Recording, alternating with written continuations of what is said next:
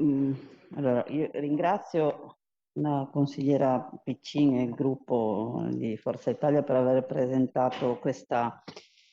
mozione e anche l'emendamento che poi interamente a sostituirla. E premettendo, diciamo così, che comunque siamo favorevoli alla mozione per così anche come è stata riformulata e per come è stata, insomma, presentata all'interno dell'emendamento sostitutivo, credo che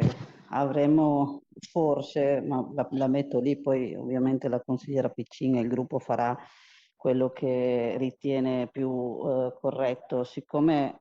abbiamo avuto e abbiamo presentato una richiesta di audizione dei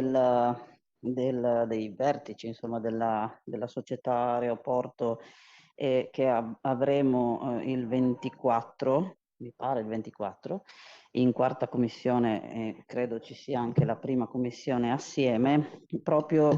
perché anche nell'intento nostro era quello di capire anche assieme a chi al momento è a capo dell'aeroporto stesso, quali sono oltre ovviamente ai problemi legati ad Alitalia, che anche qui dovremo aprire una parentesi e capire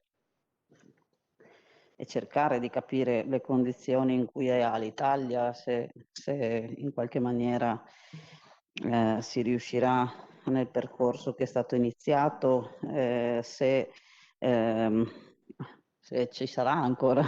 un Alitalia e se riusciremo a risolvere gli annosi problemi che la compagnia ha, ma appunto noi avevamo chiesto questa audizione proprio per fare un ragionamento completo sull'aeroporto stesso, proprio perché ehm, dopo la vendita della parte del capitale sociale l'impegno che la società si era preso rispetto a quei tempi era ben diverso cioè era un tipo di impegno. Ora è ovvio che con la pandemia e con tutto quello che è arrivato poi sarebbe il caso di fare un ragionamento più puntuale su tutti quelli che sono i problemi che lo scalo regionale, perché comunque una parte del capitale è ancora della regione, ha. Quindi non so se appunto, dico, se si va avanti va bene, però se ci fosse la volontà di riproporla e quindi magari di rinviarla e di riproporla dopo l'audizione dei vertici, quindi magari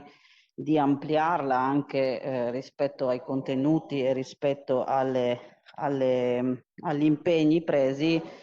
ben venga. Credo che facciamo un lavoro solo e lo facciamo anche con cognizione di causa dopo aver ascoltato i problemi direttamente da chi attualmente gestisce lo scalo. Grazie, consigliere Dalzotto.